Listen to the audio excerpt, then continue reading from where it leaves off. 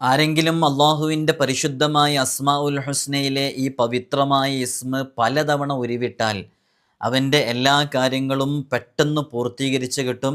ശാരീരികവും മാനസികവുമായ ആന്തരികവും ബാഹ്യവുമായ സർവ്വ രോഗങ്ങളും ശിഫയാകാൻ കാരണമാകും. നാഫ്യ എന്ന പദം ഇതിനോട് ചേർത്തി ഉച്ചരിച്ചാൽ കൂടുതൽ ഫലം ലഭിക്കും. ഇത് എഴുതി കുടിക്കുകയും ചെയ്യാവുന്നതാണ്. ഈ നാമം സ്ഥിരമായി ഉരുവിട്ടുകൊണ്ടിരിക്കുന്നവരിൽ അള്ളാഹുവിൻ്റെ തേജസ് വർദ്ധിപ്പിക്കും. അതുപോലെ തന്നെ അവൻ്റെ ഹൃദയം തേജോമയമായി തീരുകയും ചെയ്യും. വെള്ളിയാഴ്ച രാത്രിയിൽ സൂറത്തു നൂർ ഓതിയതിൻ്റെ ശേഷം ഈ നാമം 1000 തവണ ഉരുവിട്ടുകൊണ്ടിരിക്കുക. എന്നാൽ അള്ളാഹുവിൻ്റെ പ്രകാശം അവൻ്റെ ഹൃദയത്തിൽ എപ്പോഴും ഉണ്ടായിരിക്കുന്നതാണ്. ആ ഒരു പ്രകാശം അവൻ്റെ എല്ലാ വിഷയത്തിലും ഫത്തുഹും ഖൈറും ലഭിക്കാൻ കാരണമാകുന്നതാണ്. അള്ളാഹുവിൻ്റെ പരിശുദ്ധമായ അസ്മാഉൽ ഹുസ്നയിലെ അതിവിശിഷ്ടമായ ഒരു ഇസ്മിനെ കുറിച്ചാണ് നമ്മൾ ഇന്ന് സംസാരിക്കുന്നത്. ഇൻഷാ അല്ലാഹ് നിങ്ങൾ വീഡിയോ പൂർണ്ണമായിട്ട് കാണണം. അള്ളാഹു നമ്മുടെ എല്ലാ മുറാദുകളും ഹാസിലാക്കി തരട്ടെ. വിഷമങ്ങളിൽ നിന്ന് അള്ളാഹു നമുക്ക് വലിയ സലാമത്ത് നൽകട്ടെ. ബുദ്ധിമുട്ടുകളിൽ നിന്ന് അള്ളാഹു നമുക്ക് വലിയ ഫത്ഹ്, സമാധാനം, രക്ഷയൊക്കെ നൽകി അനുഗ്രഹിക്കുമാറാകട്ടെ. ഇൻഷാ അല്ലാഹ് വിഷയത്തിലേക്ക് പ്രവേശിക്കുന്നതിൻ്റെ മുമ്പ് എല്ലാ ദിവസവും നമ്മൾ സൂചിപ്പിക്കാറുള്ളത് പോലെ തന്നെ നേരിട്ട് കാണാൻ ചൊവ്വാഴ്ചകളിൽ മാത്രമാണ് ഡേറ്റ് ഉള്ളത്. എല്ലാ ചൊവ്വാഴ്ചകളിലും ഇല്ല.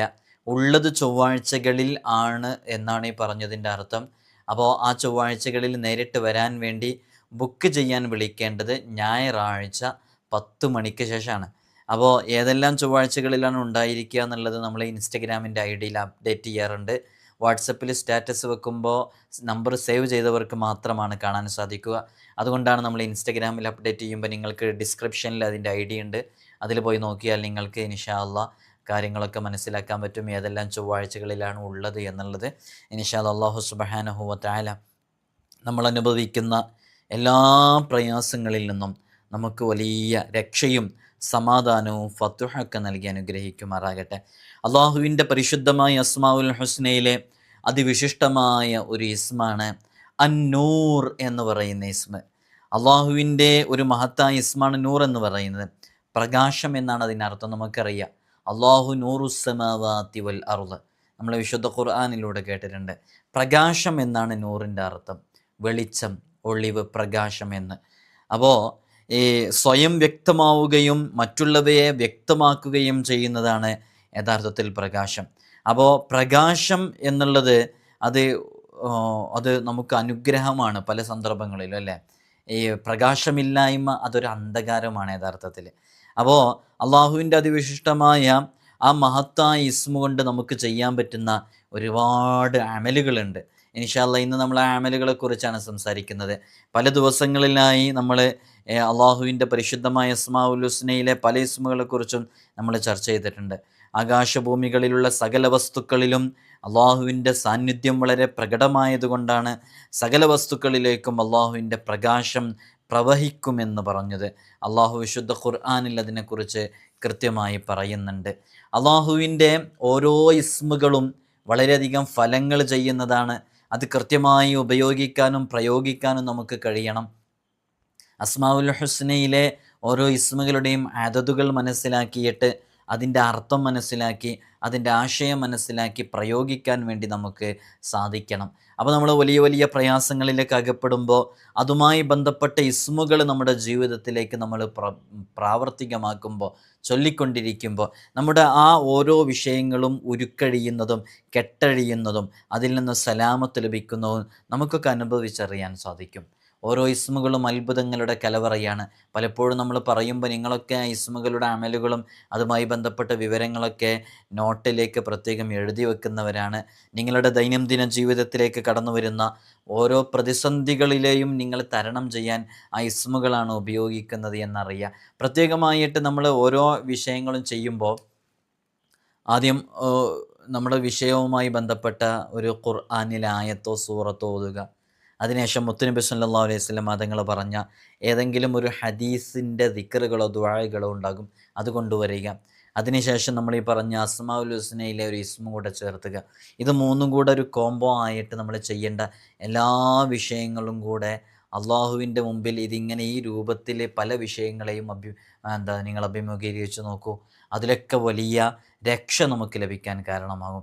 ഈ ലോകത്ത് എന്ത് പ്രതിസന്ധികളുണ്ടെങ്കിലും ഏത് പ്രയാസങ്ങളുണ്ടെങ്കിലും അതെന്തുമാവട്ടെ, കുടുംബജീവിതത്തിലുള്ള പ്രശ്നങ്ങളാവട്ടെ, മക്കളില്ലാത്ത വിഷയങ്ങളാവട്ടെ, ഉള്ള മക്കളെ കൊണ്ട് പ്രയാസപ്പെടുന്നവരാവട്ടെ, അവരുടെ വൈവാഹിക വിഷയങ്ങളുമായി ബന്ധപ്പെട്ടതാവട്ടെ, നമ്മുടെ ഹസ്ബൻഡ് വൈഫ് അവരുമായി ബന്ധപ്പെട്ട വിഷയങ്ങളാവട്ടെ, ഏത് പ്രതിസന്ധികളും നമ്മൾ എവിടെയും നമുക്കതിന് പരിഹാരം തേടിപ്പോകാം. പക്ഷേ എവിടെ പോകുമ്പോഴും പേഴ്സണലി അത് നാമുമായി ബന്ധപ്പെട്ടൊരു വിഷയമാണല്ലോ.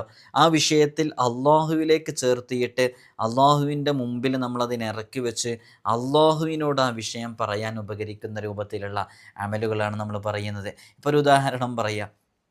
നമ്മൾ മകളുടെ വിവാഹം അന്വേഷിച്ചിട്ട് ഒരുപാട് നാളുകളായി അതുമായി ബന്ധപ്പെട്ട് ശരിയാകുന്നില്ല. ഏകദേശം 31-32 വയസ്സായി, ഇപ്പോഴും അത് ശരിയായി കിട്ടുന്നില്ല. എന്നാൽ വേറെ തടസ്സങ്ങളൊന്നും കാണുന്നില്ല. എന്നാൽ നമ്മൾ ഒരുപാട് ആളുകളോട് പറഞ്ഞിടാം, ഇങ്ങനെ എൻ്റെ മോൾക്ക് വിവാഹം ആലോചിക്കുന്നുണ്ട്, അതുമായി ബന്ധപ്പെട്ടത് ഉണ്ടെങ്കിൽ അറിയിക്കണം എന്നൊക്കെ പറഞ്ഞിടാം. അതോടുകൂടെ തന്നെ നമുക്ക് റബ്ബിൻ്റെ മുമ്പിൽ ഈ വിഷയം പറഞ്ഞ് ദുആ ചെയ്യണം. ആ ദുആ ചെയ്യാൻ വേണ്ടിയിട്ട് അള്ളാഹുവിൻ്റെ മുമ്പിൽ ചില സമ്മാനങ്ങൾ നമുക്ക് നൽകാൻ സാധിക്കണം. അതിൽ പെട്ടതാണ് ഞാൻ പറഞ്ഞല്ലോ, നമ്മളിപ്പോൾ വിവാഹം ശരിയാകാനുള്ള ചില അമലുകൾ പറഞ്ഞിട്ടുണ്ട്. അതിലൊരു ഖുർആനുണ്ട്, ആയത്തുണ്ട്. അതേപോലെ തന്നെ അതിൽ വളരെ പ്രധാനപ്പെട്ട മുത്തുനബി തങ്ങൾ പറഞ്ഞ വളരെ പ്രസിദ്ധമായ ഒരു സിക്ർ ഉണ്ടാകും, അല്ലെങ്കിൽ ഒരു ദുആ ഉണ്ടാകും. അതിൽ അസ്മാഉൽ ഹുസ്നയിൽ ഒരു ഇസ്മുണ്ടാകും. ഇതിങ്ങനെ കൃത്യമായിട്ട് ചെയ്യുമ്പോൾ നമ്മൾ അള്ളാഹുവിൻ്റെ മുമ്പിൽ ആ വിഷയം നമ്മൾ ഇറക്കി വെച്ച് എന്നിട്ട് നമ്മൾ അള്ളാഹുവിനോട് പറയുകയാണ്.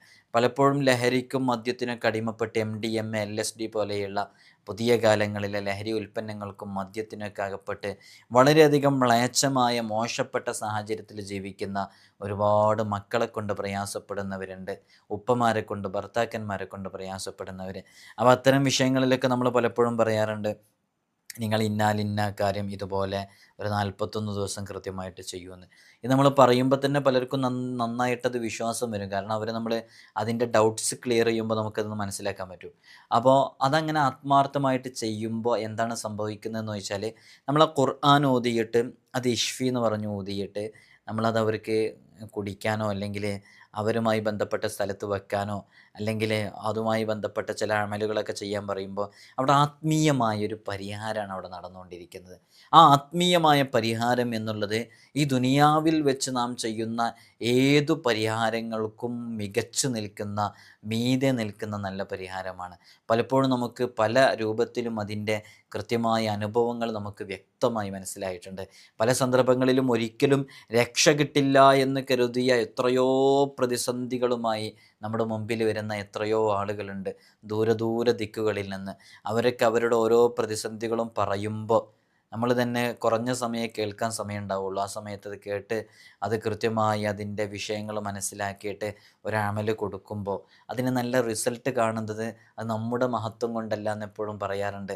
ഇത് സാധാരണ പലരും മറ്റുള്ളവരെ കൊണ്ട് ചെയ്യിപ്പിക്കുകയും മറ്റുള്ളവരെ കൊണ്ട് ഓതിപ്പിക്കുകയും വേറുള്ളവരെ കൊണ്ട് ഓതിപ്പിക്കുകയൊക്കെ ചെയ്യുമ്പോൾ നമ്മൾ പറയുന്ന അമലുകൾ ഇവിടെ വരുന്ന ആളുകൾക്കറിയാം, നേരിട്ട് നിങ്ങളോട് തന്നെ ചെയ്യാൻ വേണ്ടി പറയുകയാണ്. അപ്പോൾ ഒരു 21 ദിവസം സുബഹയ്ക്ക് ശേഷം ഇന്നത് ചെയ്യണമെന്ന് പറയുമ്പോൾ അവർ 21 ദിവസം സുബഹ് നിസ്കരിക്കുകയാണ്. മനസ്സിലായല്ലോ? അവർ നിസ്കരിക്കാത്തവരാണെന്ന് എനിക്ക് അഭിപ്രായമില്ല. പക്ഷേ നിസ്കരിക്കാത്തവരാണെങ്കിൽ പോലും അവർ നിസ്കരിക്കാൻ വേണ്ടി ഈ അമല് ചെയ്യാൻ നിസ്കരിക്കണമല്ലോ, നിസ്കാരത്തിന് ശേഷമാണല്ലോ ചെയ്യേണ്ടത്. അപ്പോൾ അവരത് ചെയ്യുകയാണ്. അപ്പോൾ അള്ളാഹുവിൻ്റെ ഒരു നോട്ടം അവരിലേക്ക് ഉണ്ടാവുകയാണ്. ഇതാണ് അവിടെ ക്ലിക്കാവുന്ന സംഭവം.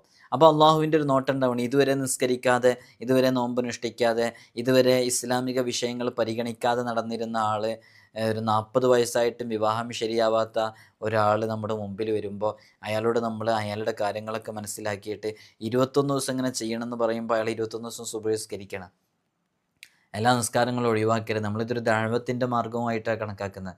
ദഅവത്തിൻ്റെ മാർഗം എന്ന് പറഞ്ഞാൽ നമ്മുടെ മുമ്പിൽ വരുന്ന ഓരോ ആളുകളെയും നമ്മൾ അവരുടെ ഹിസ്റ്ററി മനസ്സിലാക്കിയിട്ട് അവരെ മുത്തുനബി തങ്ങൾ നമ്മോട് പറഞ്ഞെന്ന ആ വഴിയിലൂടെ സഞ്ചരിപ്പിക്കുകയും കൂടെയാണ് നമ്മൾ ചെയ്യുന്നത്. അപ്പോൾ അവരോട് ഇത് ചെയ്യാൻ വേണ്ടി പറയുമ്പോൾ അവർ കൃത്യമായിട്ടത് ചെയ്യുകയും, അപ്പോൾ അള്ളാഹുവിൻ്റെ ഒരു പ്രത്യേക നോട്ടമുണ്ടാകും. അള്ളാഹുവിൻ്റെ നോട്ടം പ്രത്യേകം ഉണ്ടായിക്കഴിഞ്ഞാൽ നമ്മൾ ആ അകപ്പെട്ട വിഷയത്തിൽ നമുക്കൊരു സലാമത്ത് ലഭിക്കാൻ കാരണമാകും. അള്ളാഹു നമുക്ക് വലിയ സലാമത്ത് നൽകട്ടെ, നമുക്ക് വലിയ രക്ഷ നൽകട്ടെ. അതുപോലെ നിങ്ങൾക്ക് ചെയ്യാൻ പറ്റുന്ന വളരെ സവിശേഷമായ ഒരു ദിക്റാണ് ഇന്ന് നമ്മൾ ചർച്ച ചെയ്യുന്ന ദിക്ർ. അതൊരു ഇസ്മാണ്. അത് ഈ ഇസ്മുകളിലൊക്കെ പല ഇസ്മുകളും പല മലക്കുകളും ദിക്റായി ചൊല്ലുന്ന ഇസ്മുകളും കൂടെയാണ്. നമ്മൾ ഇടയ്ക്കിടയ്ക്കൊക്കെ പറയാറുണ്ട്, ഇസ്രാഫിൽ അലൈഹി സ്വലാത്തു വസ്സലാമിൻ്റെ ദിക്റാണ് ഇത് എന്നൊക്കെ നമ്മൾ പറയാറുണ്ട്. ഇതിൽ ആർക്കെങ്കിലും ഓർമ്മയുള്ള ആരെങ്കിലും ഉണ്ടോ? നമ്മൾ പലപ്പോഴും ചില മലക്കുകളുടെ പേര് പറഞ്ഞിട്ട് ഈ മലക്കുകളുടെ ദിക്റാണ് ഇതെന്ന് പറഞ്ഞിട്ട് പലപ്പോഴും പരിചയപ്പെടുത്തിയിട്ടുണ്ട്. നോട്ടൊക്കെ എഴുതുന്ന ആളുകളുണ്ടെന്നുണ്ടെങ്കിൽ അവർക്കത് പെട്ടെന്ന് ഇതിന് താഴെ കമൻറ്റിൽ എഴുതാൻ പറ്റും. അങ്ങനെ കഴിയുന്നവർ എഴുതി അറിയിച്ചാൽ അൽഹംദുലില്ലാ സന്തോഷമാവും. കാരണം നിങ്ങളൊക്കെ ഇത് കൃത്യമായിട്ട് മനസ്സിലാക്കുന്നുണ്ടെന്നുള്ളത് നമുക്ക് അതിന് തിരിയുമല്ല. സൂര്യചന്ദ്ര നക്ഷത്രങ്ങളെയും പരിശുദ്ധാത്മാക്കളായ മലക്കുകളെയും കൊണ്ടാണ് അള്ളാഹു സുബ്ഹാനഹു വ തആല ആകാശത്തെ പ്രകാശിപ്പിച്ചത്. പലതരത്തിലുള്ള വിളക്കുകളെയും അംബിയ ഔലിയ ഉലമാക്കളെയും കൊണ്ടാണ് അള്ളാഹു ഭൂമിയെ പ്രകാശിപ്പിച്ചിരിക്കുന്നത്. അപ്പോൾ നൂർ അന്നൂർ എന്ന് പറഞ്ഞാൽ അതിൻ്റെ അർത്ഥം തന്നെ പ്രകാശം എന്നാണല്ലോ അർത്ഥം. അപ്പോൾ സൂര്യചന്ദ്ര നക്ഷത്രങ്ങൾ, അതേപോലെ തന്നെ മലക്കുകൾ, ഇവരെ കൊണ്ടാണ് അള്ളാഹു ആകാശലോകം മുഴുവനും പ്രകാശപൂരിതമാക്കിയിട്ടുള്ളത്. പ്രകാശപൂരിതമാക്കിയിട്ടുള്ള അവരൊരു ലൈറ്റായിട്ട് നിലനിൽക്കാനല്ല.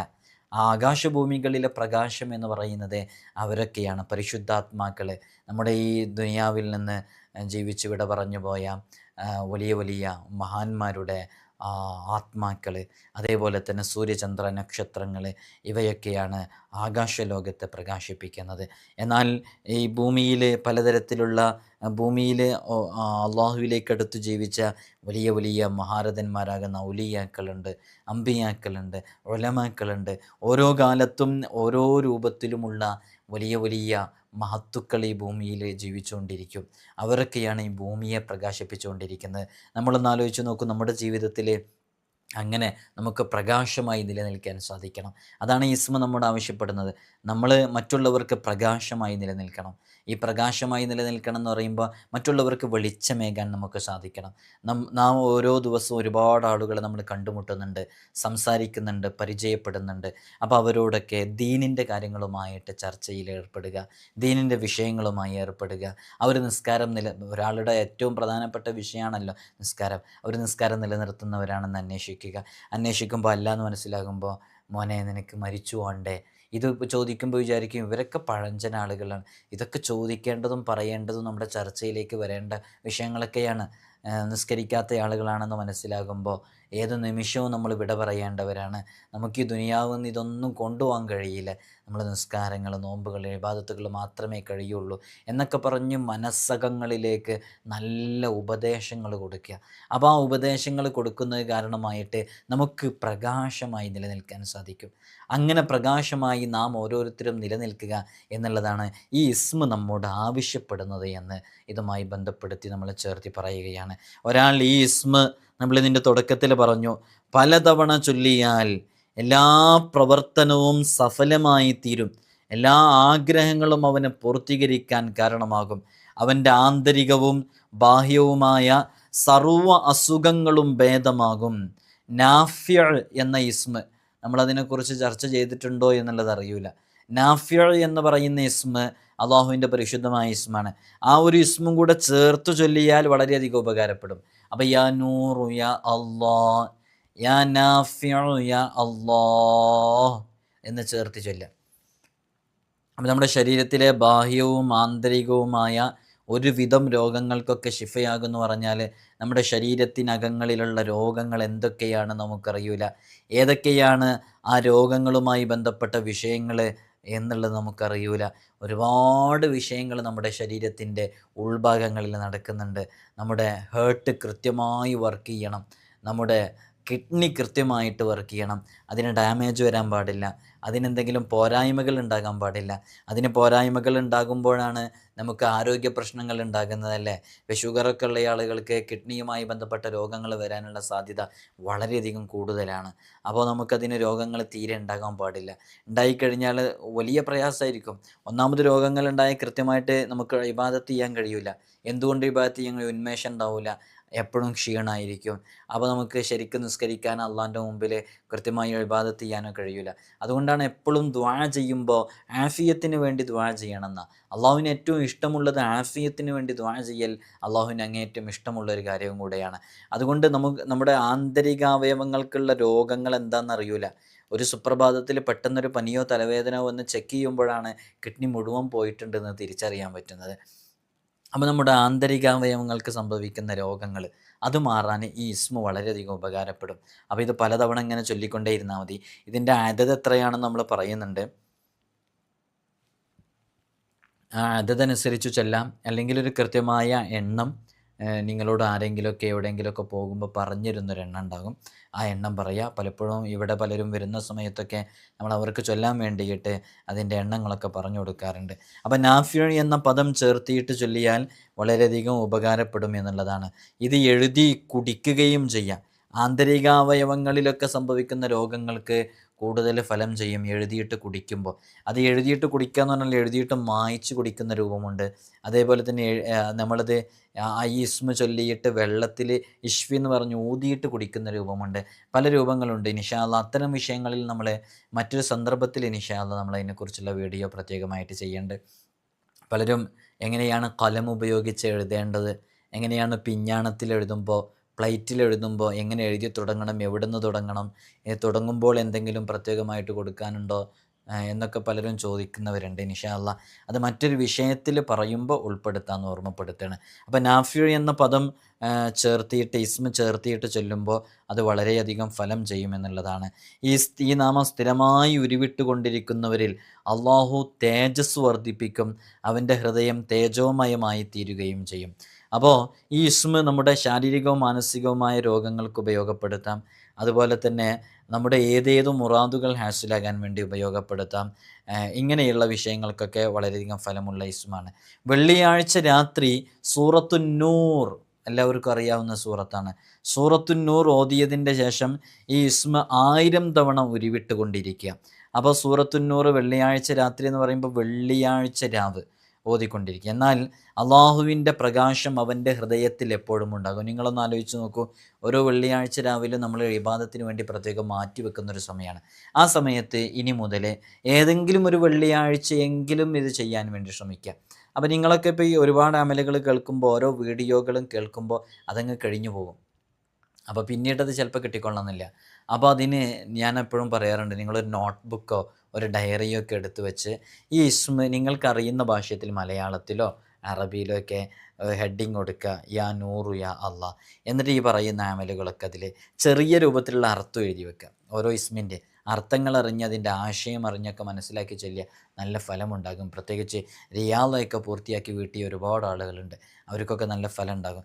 അപ്പോൾ വെള്ളിയാഴ്ച രാവിലെ സൂറത്തുന്നൂർ ഓതിയത്, അപ്പോൾ ഇങ്ങനെയുള്ള ഓരോ അമലുകളുണ്ടല്ലോ, അത് കൃത്യമായിട്ട് ഇങ്ങനെ നമ്പർ ഇട്ടിട്ട് അതിന് താഴെ ഇങ്ങനെ എഴുതി വെച്ചാൽ മതി. എന്നാൽ പിന്നെ ഏതെങ്കിലും ഒരു പ്രതിസന്ധി ഘട്ടത്തിൽ, അല്ലെങ്കിൽ നമുക്ക് നല്ല സമയം ഉണ്ടാകുന്ന സമയത്ത്, മനസ്സിന് റാഹത്ത് ഉണ്ടാകുന്ന സമയത്ത് പ്രത്യേക ആ നോട്ട്ബുക്ക് തുറന്നിട്ട് വളരെ ആത്മാർത്ഥമായിട്ട് നമുക്ക് ചെയ്യാൻ പറ്റും. അള്ളാഹു നമ്മെ സ്വീകരിക്കട്ടെ, അള്ളാഹു നമ്മെ കബൂലാക്കട്ടെ. അപ്പോൾ അള്ളാഹുവിൻ്റെ ഒരു പ്രകാശം അവൻ്റെ ഹൃദയത്തിൽ എപ്പോഴും ഉണ്ടായിരിക്കും. ഹൃദയത്തിലെ കറകൾ നീങ്ങി സദാ നേരവും ഹൃദയം പ്രകാശപൂരിതമാകാൻ ആഗ്രഹിക്കുന്ന ആളുകളുണ്ടെങ്കിൽ അവർക്ക് പറ്റുന്ന മറ്റൊരു അമൽ കൂടെയുണ്ട്.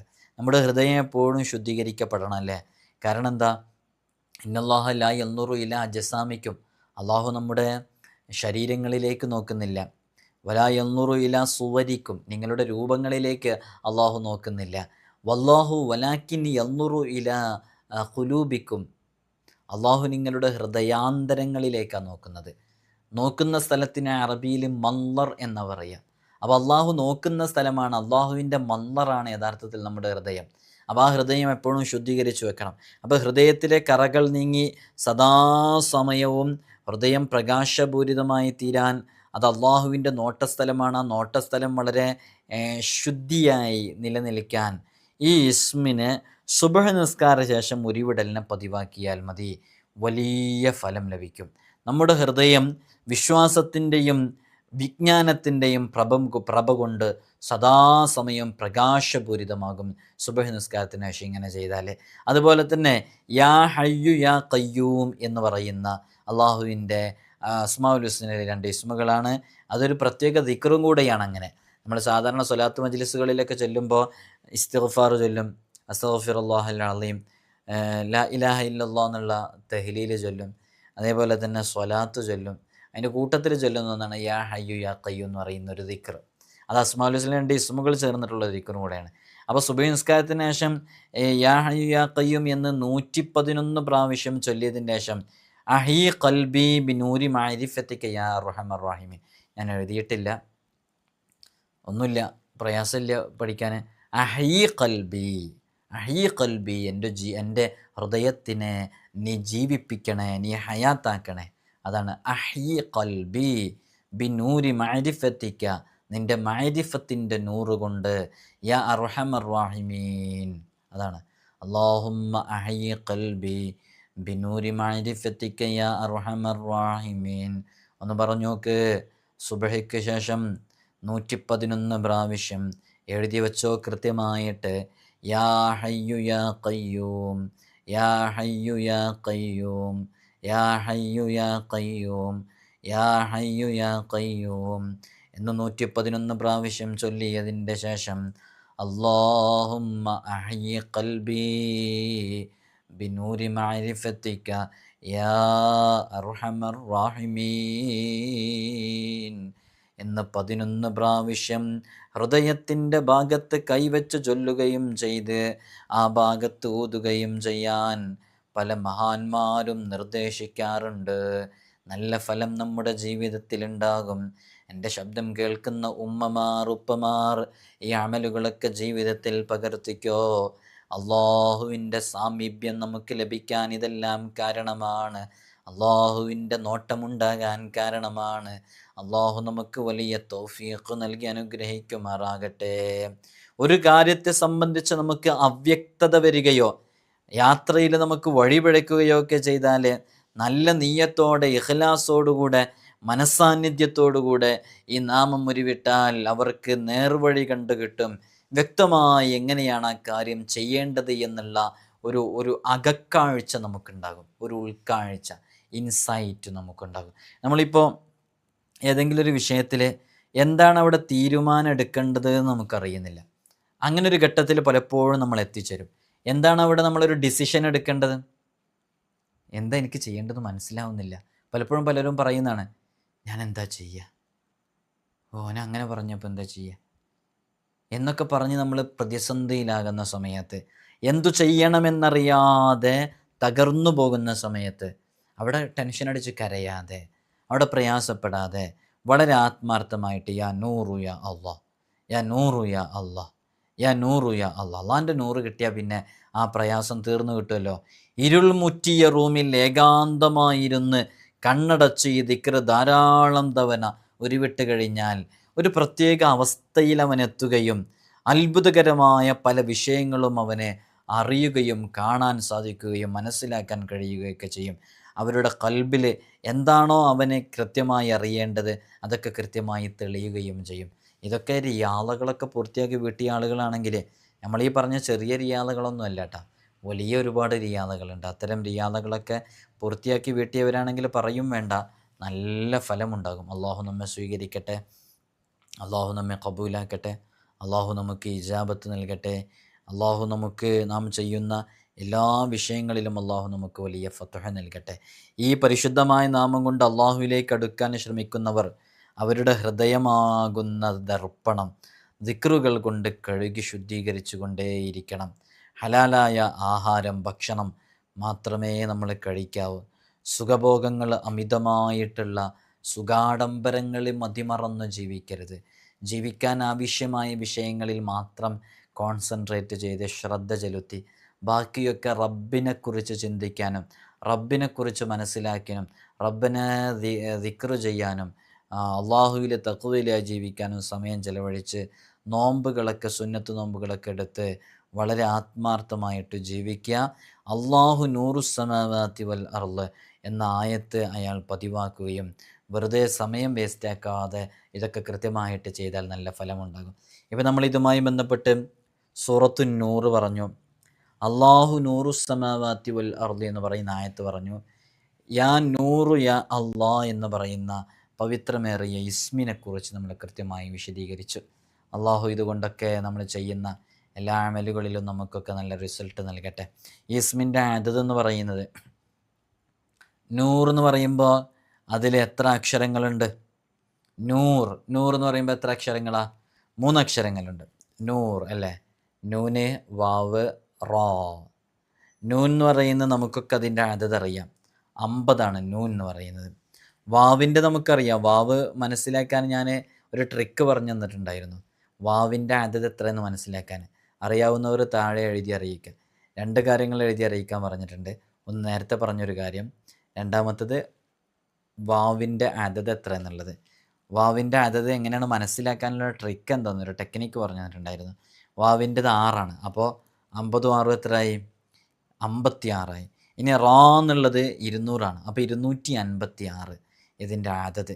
അപ്പോൾ ഇതിൻ്റെ ഖാദിമീങ്ങളായ മലക്കുകൾ, ആ മലക്കുകളെ കീഴിലുള്ള ഒരുപാട് നായകന്മാർ, അണികൾ, അവരുമായി ബന്ധപ്പെട്ടവരൊക്കെ ഈ ഇസ്മ കൊണ്ട് നമ്മൾ അമൽ ചെയ്യുമ്പോൾ നമ്മുടെ വിഷയങ്ങൾ പൂർത്തീകരിക്കാനും അതിൽ ഫത്ഹ് നൽകാനൊക്കെ കാരണമായിട്ട് പ്രവർത്തിക്കും.